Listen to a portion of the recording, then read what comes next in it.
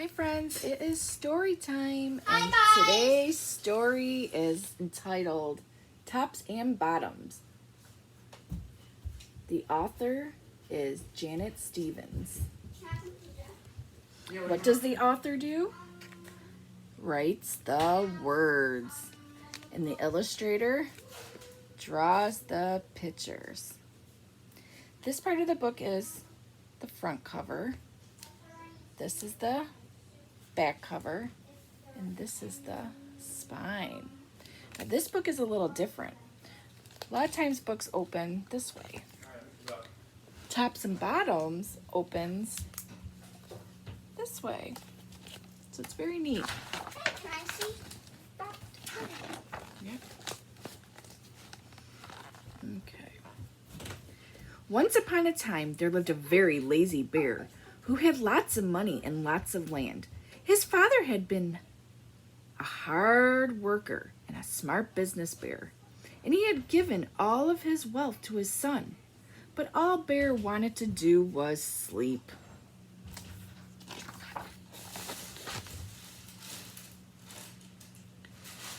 Not far down the road lived a hare. Although Hare was clever, he sometimes got into trouble. He had once owned land too, but now he had nothing. He had lost a risky bet with a tortoise, and he had sold all of his land to Bear to pay off the debt. Hare and his family were in a very bad shape.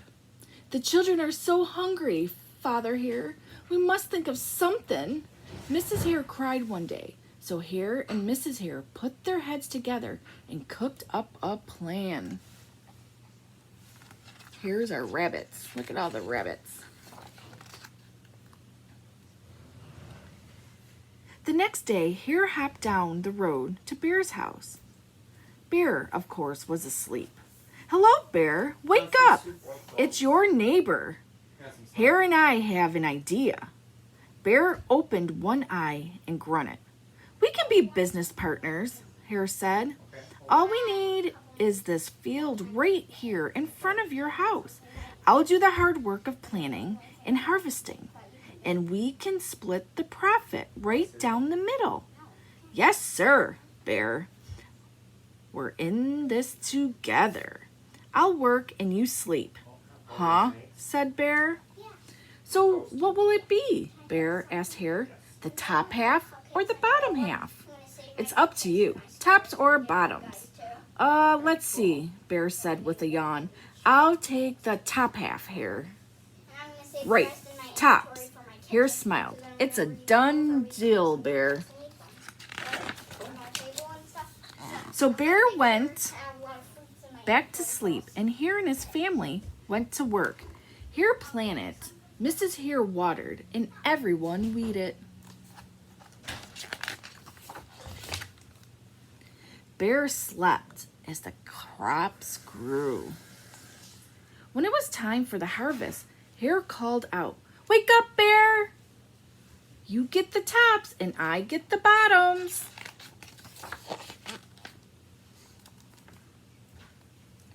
Hare and his family dug up the carrots, the radishes, and the beets.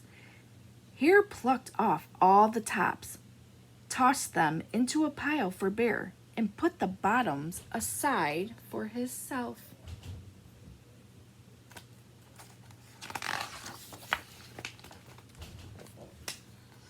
Bear stared at his pile.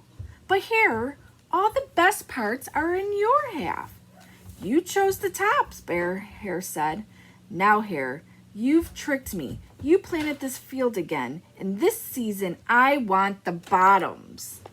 Hare agreed. It's a done deal, Bear. So Bear went back to sleep, and Hare and his family went to work. They planted, watered, and weeded.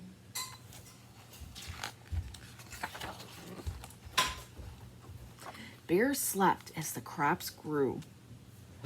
When it was time for the harvest, Hare called out, Wake up, Bear! You get the bottoms and I get the tops. Hare and his family gathered up the lettuce, the broccoli, and the celery. Hare pulled off the bottoms for Bear and put the tops in his own pile.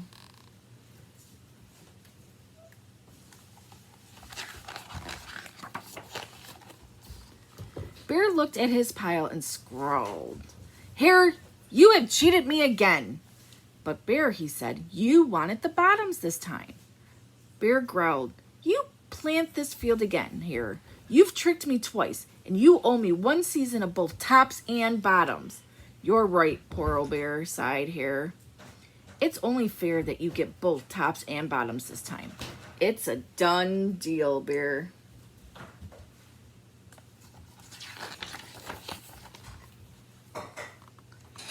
So Bear went back to sleep, and the hare and his family went to work. They planted, watered, and weeded, then watered and weeded some more.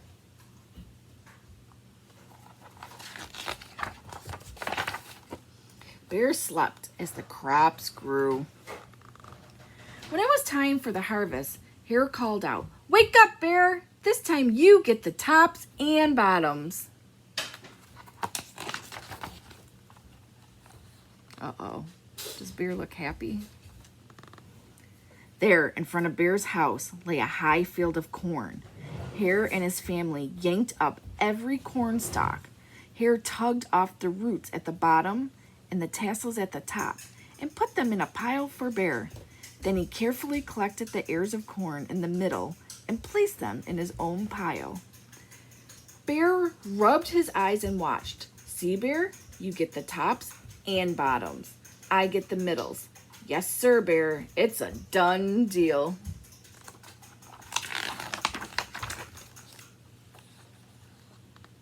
By now, Bear was wide awake. "That's it, Hare," he hollered. "From now on, I'll plant my own crops and take the tops, bottoms, and middles." Hare and his family scooped up the corn and hopped down the road towards home.